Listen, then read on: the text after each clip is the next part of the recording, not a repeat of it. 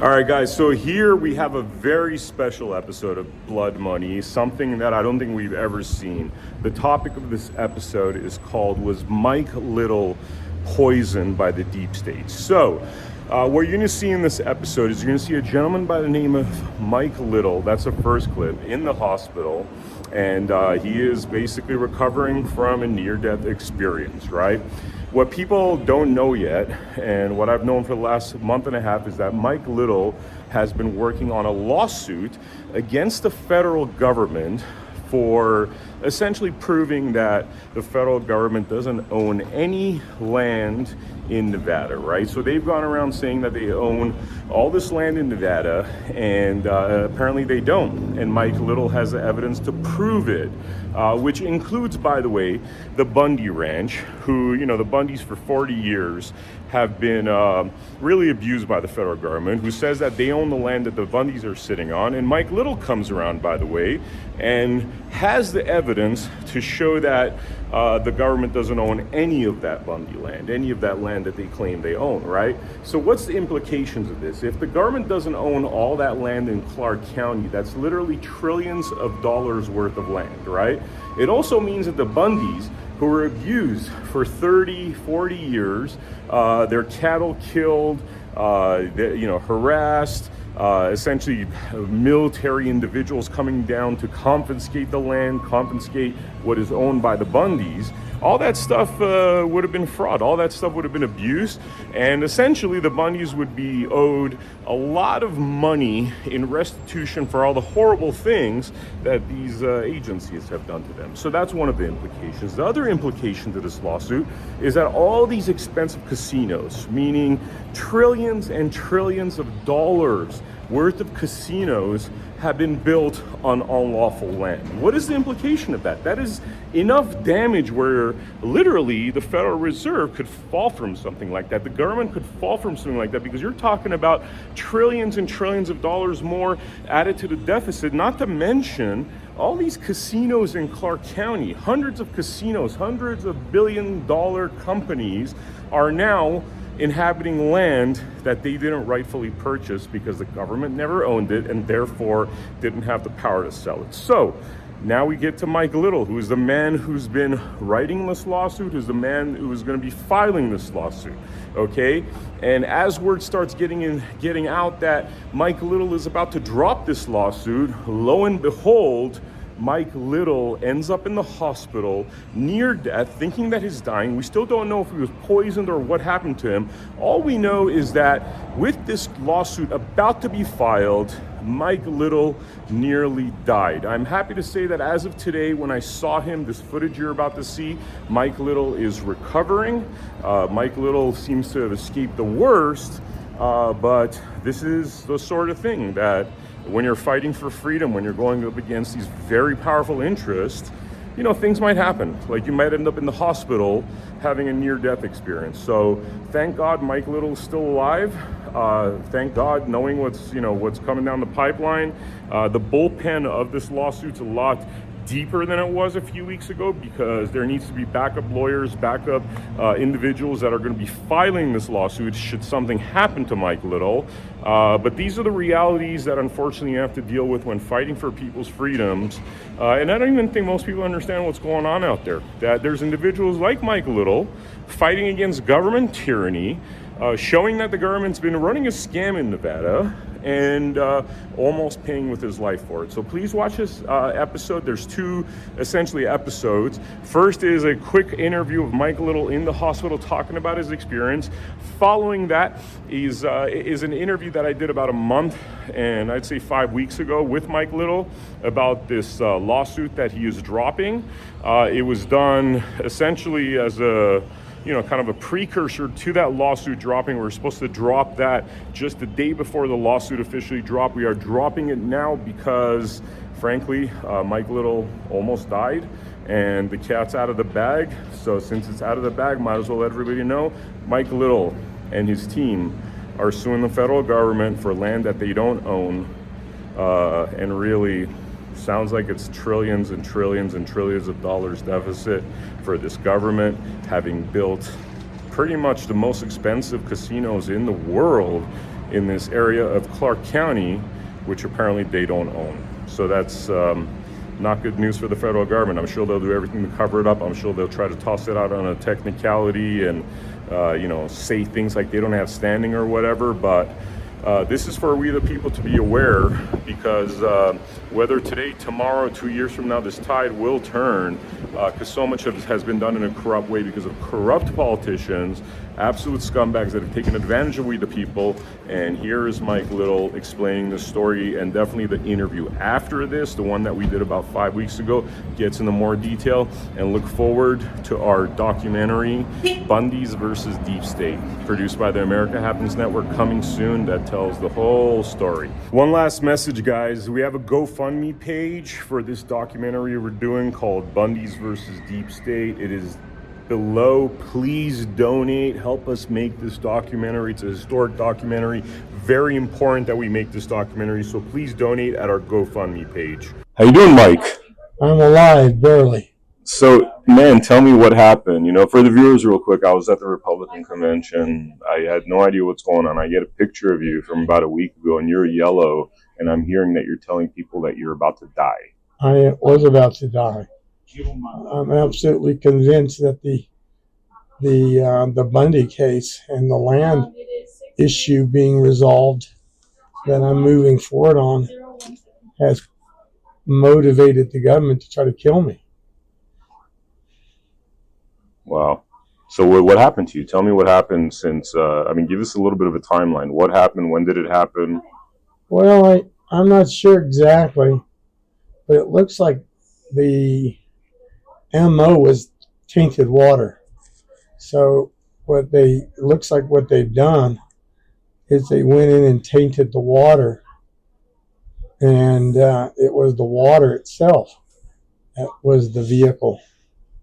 So what happened? I heard that about a week and a half ago. Is that correct? About 10 days ago, you started feeling ill? 2 weeks ago. Okay. Yeah, 2 weeks ago, I started to feel terrible, and then I couldn't retain any of my body fluids. So all of that extra was just moving through me. Wow. And you were telling people that you thought you were about to die. Tell me about that. Well, I'm absolutely convinced that I was about to die. The pain was just unbelievable. I can't even begin to tell you how painful it is. So, it seems like you're in your recovery phase right now. Well, that's what the doctors tell me. What did they find? How did they figure out what was going on with you at all, or? No. It's still undiagnosed. But you felt like you were on the verge of death a week and a half ago. Oh, I know I was on the verge of death. And you think this is because of the Bundy case you're filing? I think it has to do with Nevada lands. Wow. So we've been talking about a deep bullpen because you're the one that's actually filing the case. But since you got sick, the people behind this case have essentially arranged for a lot of other people in case something happens to you, in case something happens to the next person. I mean, were you expecting any of this stuff when you started filing this matter? No. You weren't expecting retaliation? I expected a judicial process that would have looked at things from both sides. But then having looked at the history of the Bundy case, and how the Bundys were treated, the realization, and the Ammon Bundy realization is there's no possible way that in a federal court you're going to get justice. Mm-hmm. So that's where I am today. And the question in front of the court now is going to be a constitutional question about who actually owns the land legally, and how the judiciary, the federal judiciary and the state judiciary, are going to try to circumvent that process and acquire ownership on land they just certainly don't own. You suspect that this was done to you intentionally in terms of getting you ill and the hospitalization. Are you worried that this is going to keep happening as you press forward with this case? Yeah, absolutely.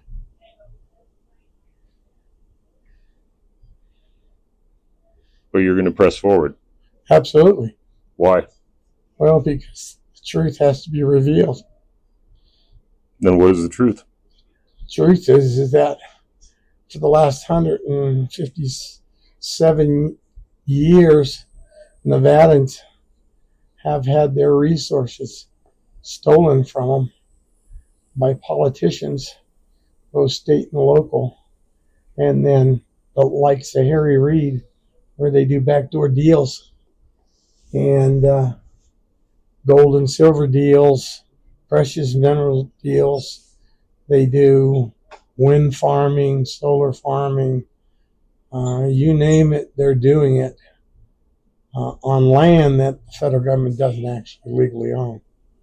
So it's critically important that the truth not be revealed if the game is going to continue. Just too much money involved.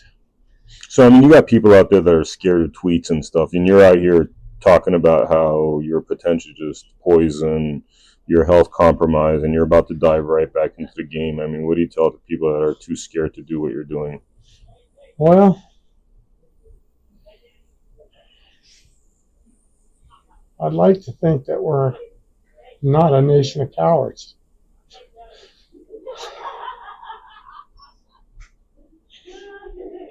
That when we see something that's not true, it's not honest, yeah, you set course to correct it. And so my game basically is picking up where the Bundys left off.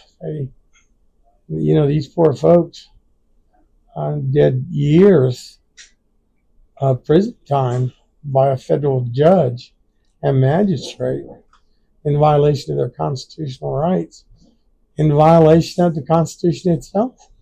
You look at my argument. My argument's pretty simple. If in fact the Nevada Constitution under the boundaries does not provide for the land that we're talking about, then it's not Nevada's land. It's just straight up that way. And it doesn't appear that at any point in time that the state of Nevada has actually taken the initiative to actually claim ownership of the land or jurisdiction of the land. In fact, quite the contrary.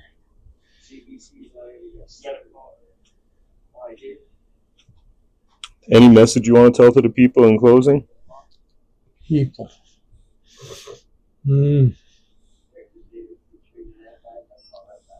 Yeah, that's pretty simple. Don't trust your government.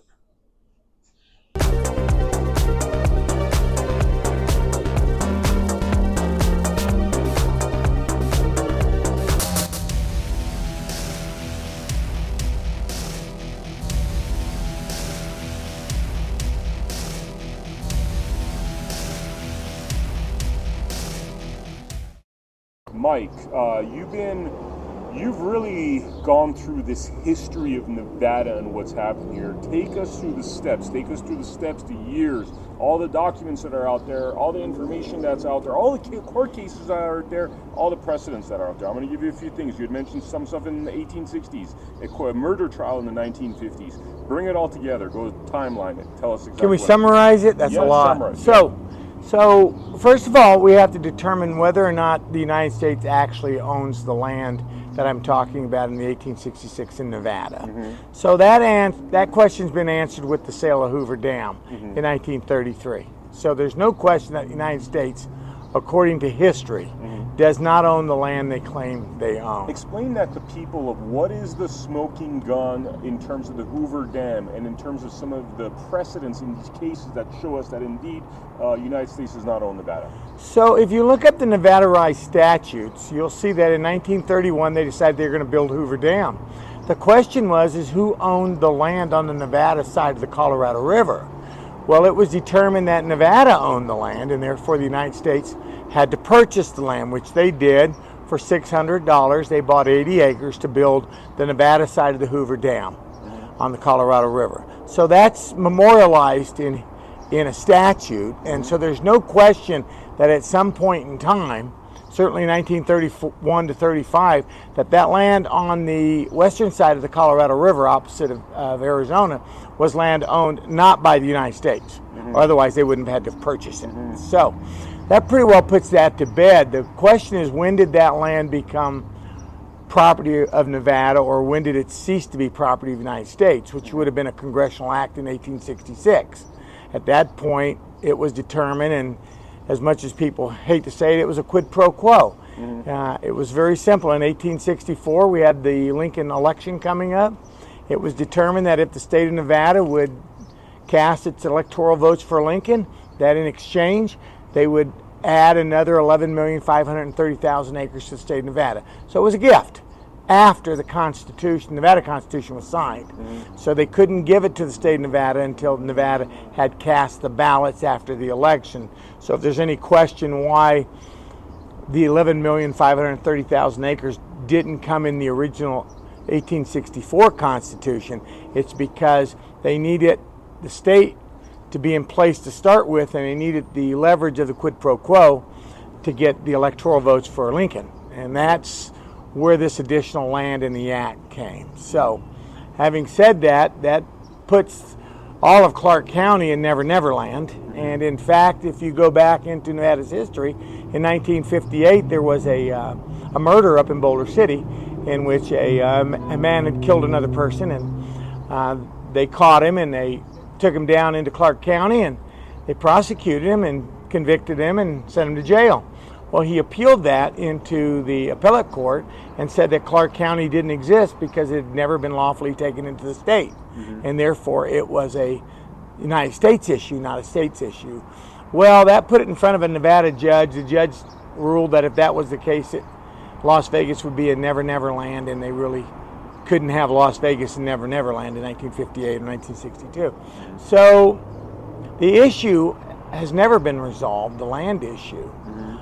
It sits right now in the federal district court, in which Gloria Navarro had ruled that because of the Guadalupe Treaty of 1848, that she found that the United States did own the land. But the Guadalupe Treaty of 1848 is in conflict with the statute with Hoover Dam.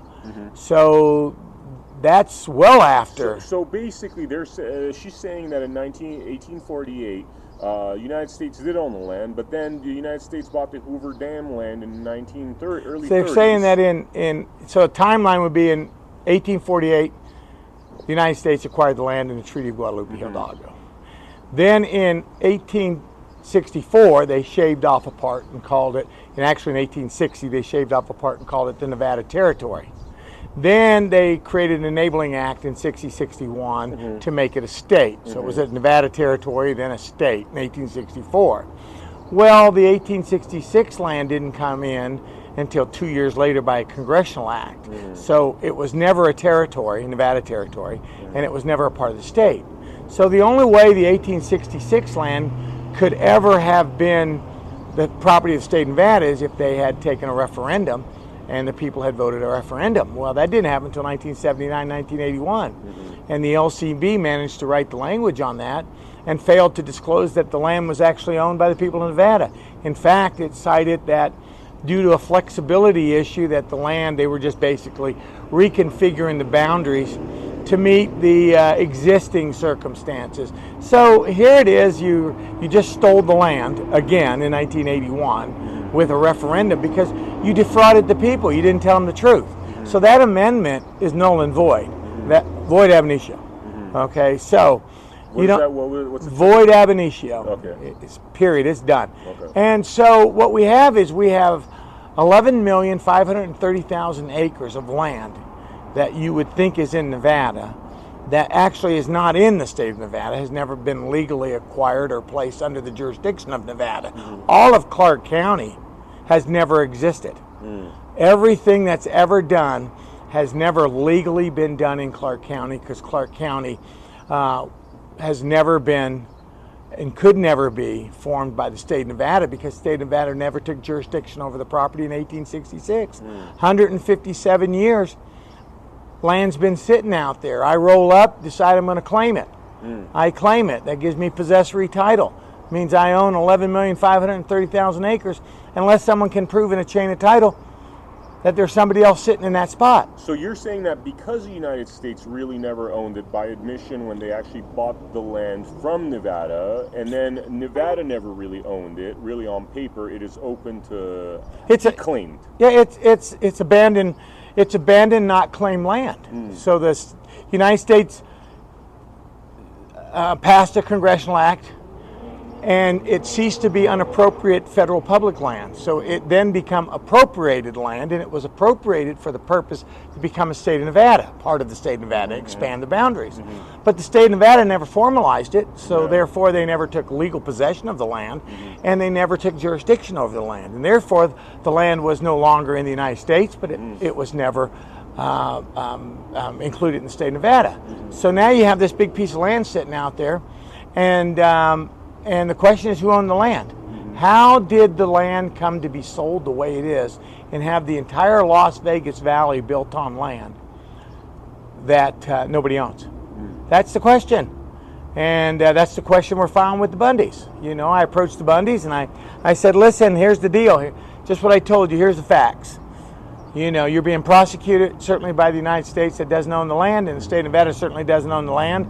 And therefore you're being prosecuted on land that neither of those two people own. But now I own it, and I'm going to go ahead and give it to you. Now they'll say they went back before when it was in Mexico, and that they have rights from that, which is probably true. I don't doubt that. I'm not interested in the Bundys' land. What I'm interested in is the truth, and that's what the Bundys were trying to bring, the truth. And the truth is that in 1864, Nevada became a state. In 1866, 11,538 acres were added, okay, which the truth is the United States gave that land away. So it relinquished ownership, no question about it. Now it can't unilaterally retract a congressional act. It doesn't work that way, you see? So the land's sitting out there. So they relinquished it in 1866. 1866 by congressional act. To?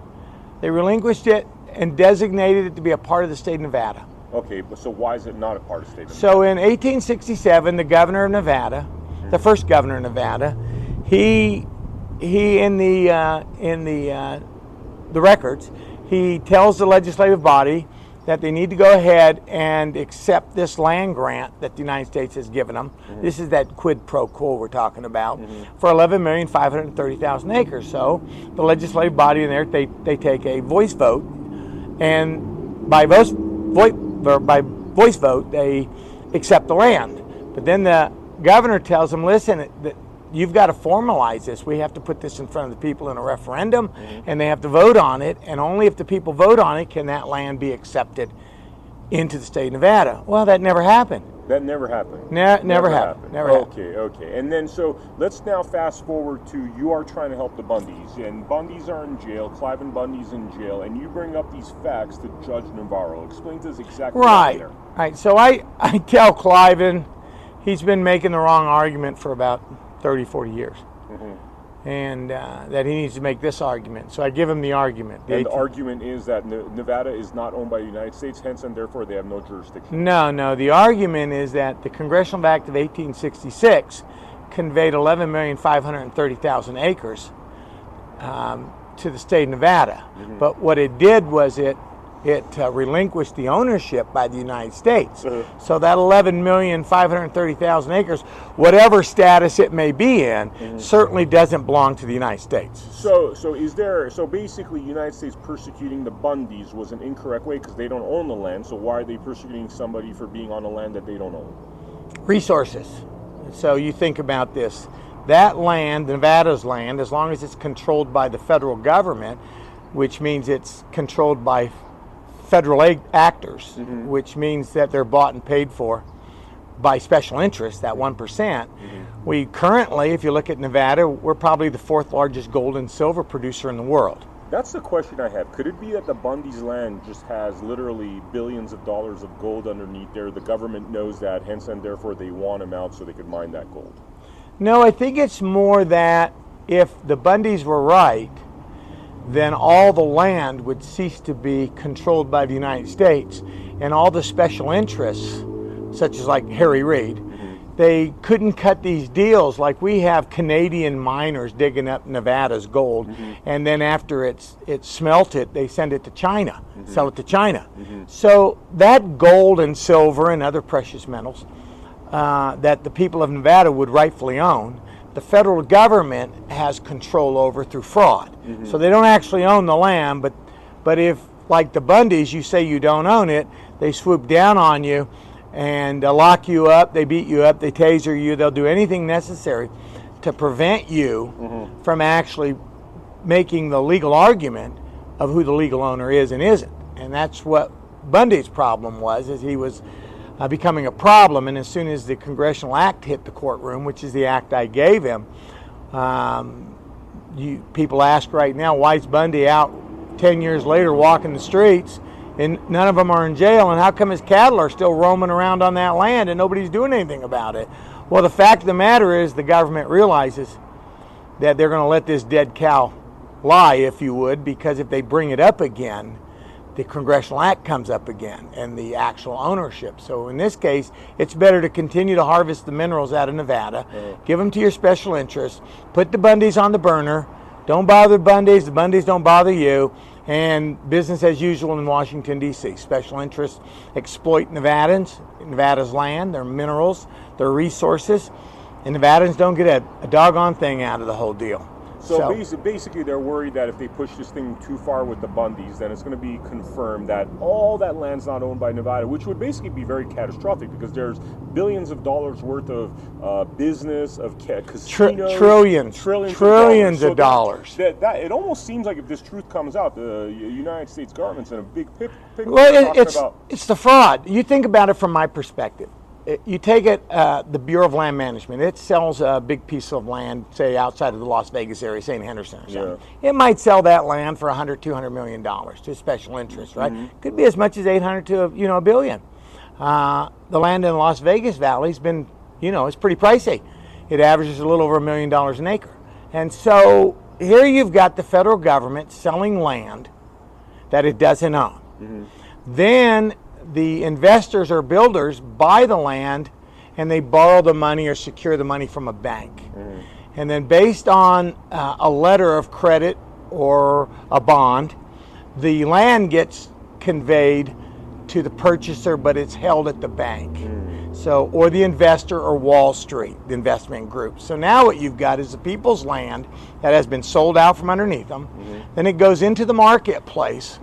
Then it gets developed, and when it comes out at the other end of the marketplace, it's your mortgage. That's a 30-year mortgage. That's what they call the penalty section of this party. You see, so you're now going to be forced to buy a piece of property on which the house is built that you're living in, that you rightfully owned before they actually stole it from you. So therefore, that house and that mortgage and all the principal and interest ever paid on that house, right, was all done fraudulently.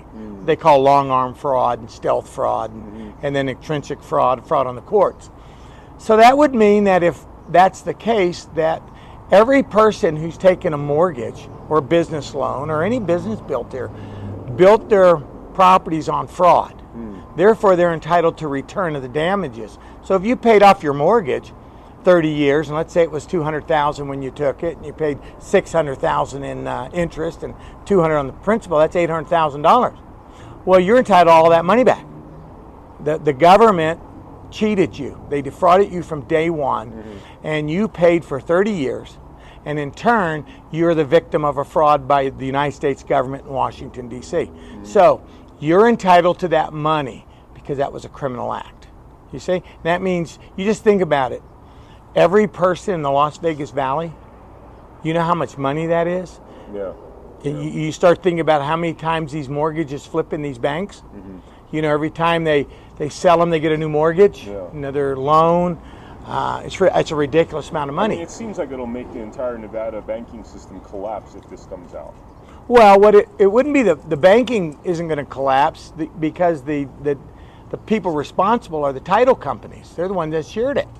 So the fact that the fraud happened means the bank doesn't have a lawful lien on the property or on the mortgage. So therefore, the bank needs to take it up with the title company who assured the property was clean. So what basically what you've just done and what I'm doing is I'm probably doing one of the largest financial shifts in Nevada ever, because those people and all those mortgages no longer are lawfully in those banks. Holding companies, Wall Street, bundled investment deals, Freddie Mac, Fannie Mae, none of it, all fraud. Therefore, most of the people in this valley literally own their land. They just don't know it yet. And so when this would be the greatest transfer of wealth, correcting what seems like this fraud in Nevada. That's correct. Transfer of wealth to we the people, if people were to actually get involved in this. Well, you think about it. If the people get involved and they know they've been defrauded in their mortgage, and now they don't have to pay their mortgage because they've been defrauded, and the government did the defrauding, so the government, instead of sending the billions and trillions of dollars overseas, going to have to pay the damages to their own people. So that would mean that if you had a $2,000 mortgage, let's say, and you're paying $1,800 in interest and $200 in principal, that $1,800 goes back in your pocket. Yeah. You don't have a mortgage. Yeah. Now let's talk a little bit about the fraud. You talk about Harry Reid and how he committed fraud against the state, and some of these horrible politicians that have been using the land in Nevada to enrich themselves, to enrich their sponsors, their donors. Tell us a little bit about some of those stories about the fraud that's committed by our government officials. No, enriching their family members. I mean, you look at Harry Reid, for example, and we can go back further. Harry Reid did the Nevada-Florida land swap in 1988. Here he took and used the Aerojet company as a straw man, then used a Maryland-based financial institution to do the underwriting, and after a certain period of time was able to get Aerojet to agree to do a land swap for some land in Florida, and then when that occurred and 45,000 acres of land was conveyed in Nevada, and Aerojet owned it, then the next thing, one of Harry Reid's good friends ends up buying it and becoming the land developer for a community. And Harry Whitmore, I believe his name was, and he ended up going to prison. And so, I mean, then there's the Moapa tribe, the Indian. I mean, that's another straw man. So Harry says he's going to give all the Indian reservations an upgraded land for economic purposes, and so he gives a few acres here and there to northern Nevada. But when it comes to the 1866 Act land, he gives the bulk of the land to the Moapa tribe so that they can go ahead and enter into a contract with the Chinese for a solar facility. Oh, wow. See, so when it was United States government land, it was against the law. It was a federal crime for that land to be used to by the Chinese government. Yeah. But Harry Reid, what he did was he conveyed the land by giving it to the Indians into a sovereign territory, and then the Indians could negotiate with the Chinese, and then Harry's family could be the legal representatives and the beneficiaries of the backdoor deal. Wow. So they've been on the take for some time. I mean, Harry Reid's deals go back to where he was with the mob in the 70s when he became the gaming commissioner. He was doing deals back then. Everyone thought he was running, tough on the mob. He was cutting backdoor deals with the mob. This guy was a notorious criminal. And you know what happens when you're a sleazy criminal politician? They name an airport after you. You see how that works? Yeah. So the sleazier you are, you should expect a greater legacy. And that's where we are. So I don't know what they're going to give Joe Biden. Maybe planet the moon. They'll name the moon after him. We won't call it the moon anymore. We'll call it the Biden, because you don't get sleazier than Joe. Yeah. So wow, it's crazy, man. Tell us a little bit about what does the people have to gain if they actually follow this information you're talking about? Let's talk about the people of Nevada. What happens there? So what the people need to do is they need to decide they want to move their mortgage into a people's financial institution. And at that point, it's out of the banking industry. They become their own banking business. And those mortgages, and all new mortgages in this area, would be 1%. So what you would do is you would immediately reinstitute the wealth going to the people. So the housekeeper in Las Vegas who's struggling $600 a week, who's barely getting by, right? They would be able to change the quality of their life because they wouldn't be renting. They would be able to afford a nice, moderate home, and they'd have ownership of it at 1%. So there wouldn't be a misery index attached to the usury, right? And it's that misery index that people are suffering with right now. The American misery index is usury in the banks. That's that interest rate. So if you think about the index, and you say a 1% index is probably 1% usury, which is interest, on a mortgage is probably a pretty light misery index. If you get up to 6-7%, all of a sudden you look at your mortgage and you're paying $1,800 in interest for 30 years and $200 in principal or less. Wow. That's the index. So usury is basically another word for interest rate. It's another word for misery. You say usury is misery. Usury is misery. Usury is misery. They want you to use their bank money so you can forever be be a miserable human being. Wow. And your kids will suffer, your family will suffer, and it's all because you won't do anything about it. The people won't actually do anything about it. It almost feels like the slave state that people are not even aware they're in because it's been common to do this. It's amazing to me that so many people can't connect the misery index to the usury. And they're willing to put themselves and their families through this financial nightmare to make a small group of people wealthy in Wall Street and the banking industry and politicians. And to do that, their families suffer and they suffer. But they're willing to go along with it. Can you imagine getting up every day and going to work? Say you make $200 at the end of the day and you give 150 of that to the bank? Yeah. I mean, that'd be pretty stupid, wouldn't it? Yeah. Isn't that what they're doing with that mortgage? Yeah. Absolutely. It's just a matter of laundering the money through the usury system and cheating people. And here in Nevada, on this 11,530,000 acres, the game's up. They're caught. The complaint that we're filing, that I prepared for the Bundys and myself, reveals this game. And so now we're going to prove that the United States doesn't own the land. And the question's going to come very soon, who does own the land if the United States doesn't own it? And I'm telling you, the state of Nevada has never lawfully taken it into jurisdiction. So that leaves me as the only person who's claimed it. So I must be the legal owner. And now I get an opportunity to take these mortgages, bund them back into a people's bank, and they can take their loans at 1%. And then they can file a claim against the federal government to recover all of the money that's been stolen from them. I mean, if you're sitting out there right now and you know that you've paid 12 years on a mortgage and most of it's all gone to interest, let's call it an even $150,000, $200,000, you would think you'd want that back if you knew someone had stolen it from you. That's like you could send 2 of your kids to college with that kind of money. Yeah, or better yet, a trade school. Trade school, yeah. We don't want to send them to those liberal colleges. But I went to college. Yeah. What good did it do me? Wow. So, wow, great information, man. Thank you, Mike. You're welcome. You're welcome. Is there anything we didn't talk about that's worth mentioning? No, I just want the viewers to follow the lawsuit. That's the Bundy versus Biden. Yeah. And the viewers need to know that we're doing a Biden Bundy barbecue out at the Cottonwood Marina in the near future. And if they're interested, we're raffling off some of my land that's on the waterfront, and then we're going to be selling some of it also.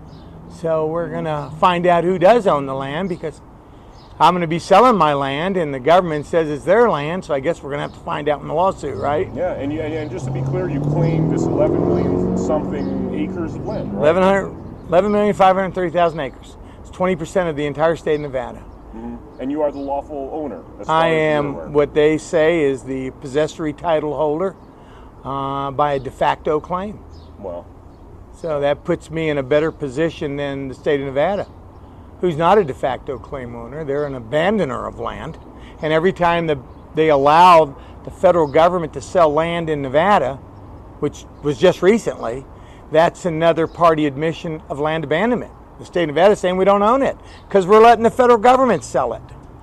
Well, I don't know what else constitutes an abandonment when you let somebody else sell your land to keep the money.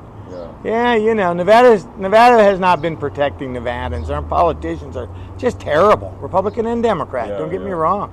You know, so once they get to Washington, you know, all's good for these politicians. You know, but good for them, not good for us. So now we're going to take our land back, and if people want to join me in this, you know, I'm all for it. They'll be able to. wow, amazing, amazing, brother. Okay.